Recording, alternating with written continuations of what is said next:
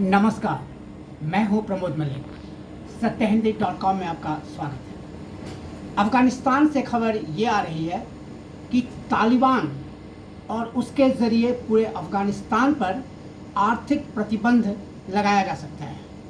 अब इसकी पुष्टि नहीं हुई है, लेकिन इस संभावना से इनकार भी नहीं किया जा सकता है। इसकी वजह यह है कि कनाडा के प्रधानमंत्री जस्टिन ट्रूडो ने ये बात कही है। G7 यानी जो आर्थिक रूप से संपन्न 7 देशों का संगठन है, उसकी बैठक मंगलवार को शुरू हो रही है और वह बैठक अफ़गानिस्तान पर आधारित होगी।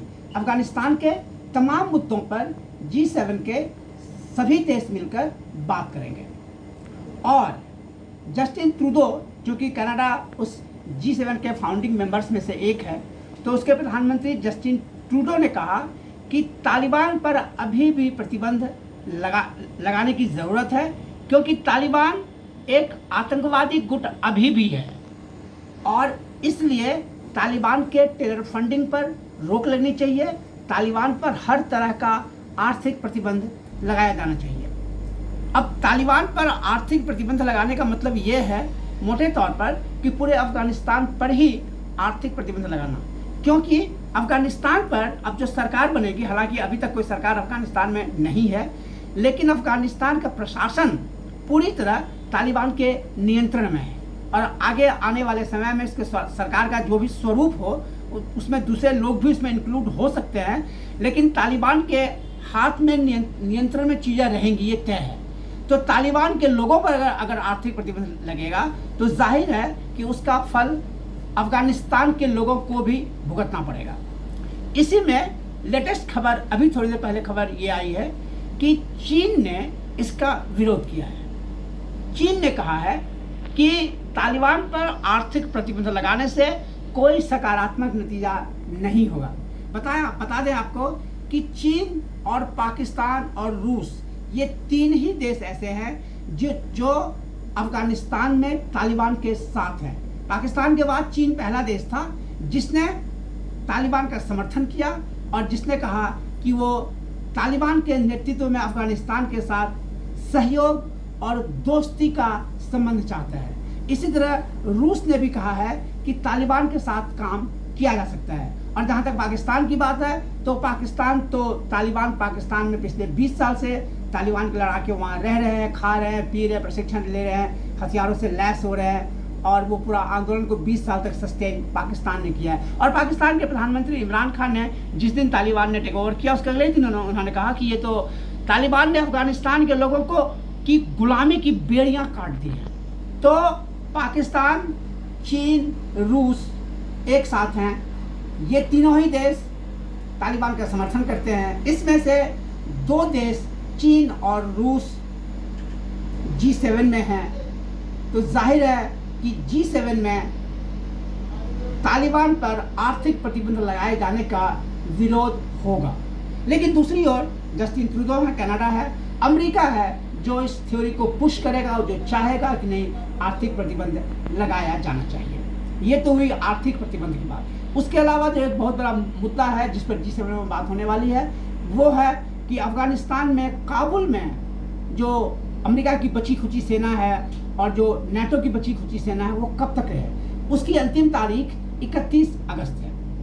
लेकिन G7 के लोग ये कह रहे हैं कि चूंकि अभी पूरा काम नहीं हुआ है, चूंकि सारे लोगों को अभी तक निकाला नहीं गया है, इसलिए इस मियाद को बढ़ाई जाए और थोड़े और ज़्यादा समय तक वहाँ अमेरिकी फौजें रहें, वहाँ नेटो के सैनिक रहें और जिन लोगों को इवैक्यूएट करने की प्रक्रिया है, वो इवैक्यूएट करने की प्रक्रिया पूरी कर ली जाए, तालिबान की सरकार आ जाए और तब जो है वो अमेरिकी सैनिक, जो बचे कुछ अमेरिकी सैनिक हैं, तकरीबन 3000, वो 5000 तकरीबन, वो लौट जाए और नेटो के जो कुछ 100 सैनिक बचे हुए हैं वो लौट आए। लेकिन तालिबान ने इसका विरोध किया है। तालिबान के प्रवक्ता ने कहा कि जो दोहा एग्रीमेंट हुआ था उस पर अमेरिका को पालन करना चाहिए, उस पर अटिक रहना चाहिए। और इतना ही नहीं, तालिबान स्पोक्सपर्सन ने थ्रेट किया, उन्होंने ये कहा कि अगर 31 दिसंबर को सभी अमेरिकी सैनिक वापस नहीं लौट गए तो फिर अमेरिका गंभीर नतीजे भुगतने के लिए तैयार है।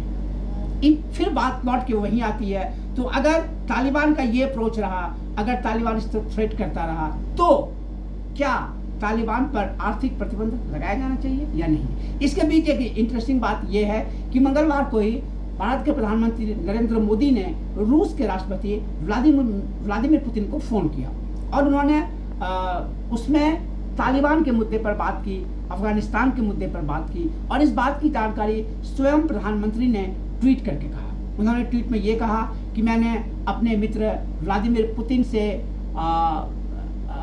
अफगानिस्तान की ताज़ा स्थितियों पर चर्चा की है और हमने द्विपक्षीय मुद्दों पर ही बातचीत की है और हम बातचीत को आगे रखने और एक मत और एक साथ काम करने पर हम सहमत हुए हैं। तो तालिबान पर 2-3 बातें बहुत ही साफ है कि भारत अभी भी उसे लेकर बहुत साफ नहीं है। भारत सरकार अभी ये तय नहीं कर पा रही है कि तालिबान का समर्थन करना है या नहीं, तालिबान को मान्यता देना है कि नहीं। भारत ये नहीं तय कर पा रहा है कि G7 का जो भी फैसला अगर आता है तालिबान के ऊपर या अफगानिस्तान के ऊपर आर्थिक प्रतिबंध लगाने की, तो भारत को उसको विरोध करना है कि नहीं। ये भारत का रवैया अभी भी साफ नहीं है और भारत अभी भी वेट एंड वॉच पॉलिसी में है। जबकि दूसरी ओर G7 में इस बात पर गंभीर चर्चा होनी है और चाइना और रसिया किसी भी तरह के आर्थिक प्रतिबंध के एकदम खिलाफ है, जबकि कनाडा बिल्कुल उसके पक्ष में है। हो सकता है कि कनाडा का समर्थन अमेरिका करें, फ्रांस करें, जापान करें, इटली करें, ये भी कर सकते हैं। जापान का